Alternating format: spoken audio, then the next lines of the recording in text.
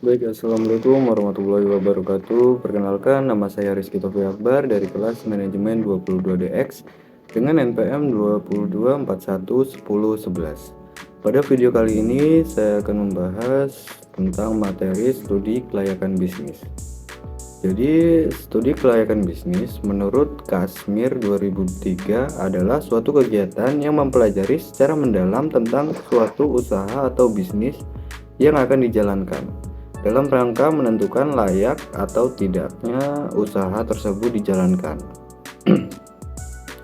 Sedangkan menurut Thomson tahun 2005, studi kelayakan bisnis adalah proses terkontrol untuk mengidentifikasi masalah dan peluang, menentukan tujuan, mendeskripsikan situasi, dan mendefinisikan hasil kesuksesan dan menilai besaran biaya dan manfaat dikaitkan dengan beberapa alternatif pecahan masalah. Nah, kelayakan sendiri artinya penelitian yang dilakukan secara mendalam, dilakukan untuk menentukan apakah usaha yang akan dijalankan memberikan manfaat yang lebih besar dari biaya yang akan dikeluarkan.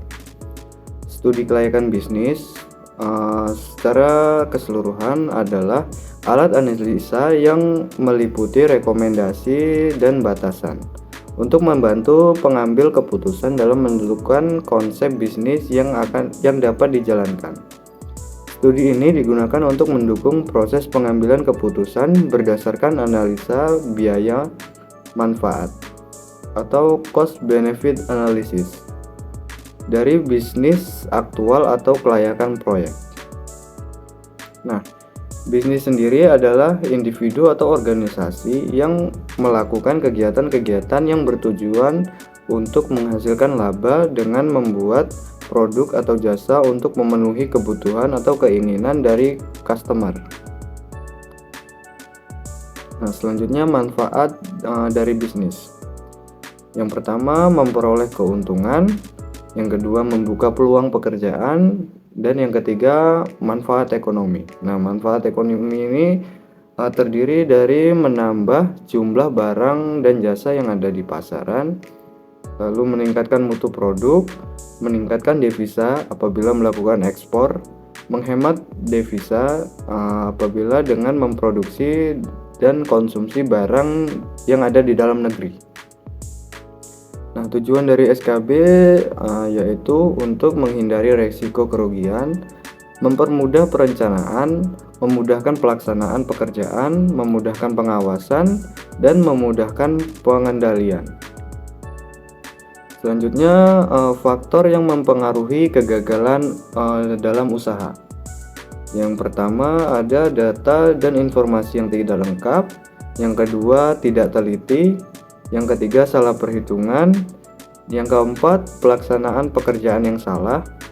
Yang kelima, kondisi lingkungan. Dan yang keenam, unsur sengaja. Selanjutnya, aspek dalam penilaian bisnis. Nah, aspek dalam penilaian bisnis ada 7, yaitu pasar konsumen dan produsen dan pemasaran. Yang kedua, teknik dan teknologi. Yang ketiga, manajemen dan organisasi. Yang keempat, keuangan. Yang kelima, ekonomi dan sosial. Yang keenam, yuridis atau ilegal. Dan yang ketujuh, dampak lingkungan hidup. Nah, selanjutnya ada tahapan dalam studi kelayakan bisnis. Yang pertama ada pengumpulan data.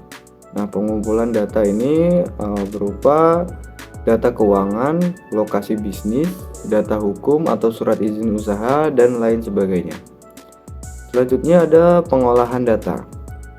Nah, di dalam pengolahan data yang sudah dikumpulkan tadi lalu diubah dari data mentah menjadi informasi yang bermanfaat dan dapat digunakan dalam pengambilan keputusan.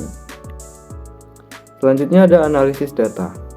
Analisis data sendiri bertujuan untuk mengevaluasi semua aspek yang relevan dari bisnis yang sedang dipertimbangkan untuk memahami apakah bisnis tersebut layak atau tidak untuk dilanjutkan. Selanjutnya ada pengambilan keputusan.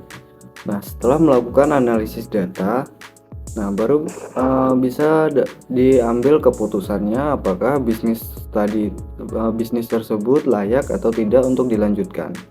Selanjutnya ada rekomendasi. Nah, rekomendasi adalah hasil dari analisis menyeluruh terhadap semua data yang dikumpulkan. Rekomendasi ini memberikan panduan bagi para pengambil keputusan tentang apakah proyek atau bisnis tersebut layak untuk dilanjutkan atau tidak. Nah, itu saja yang bisa saya sampaikan, lebih kurangnya saya mohon maaf. Wassalamualaikum warahmatullahi wabarakatuh.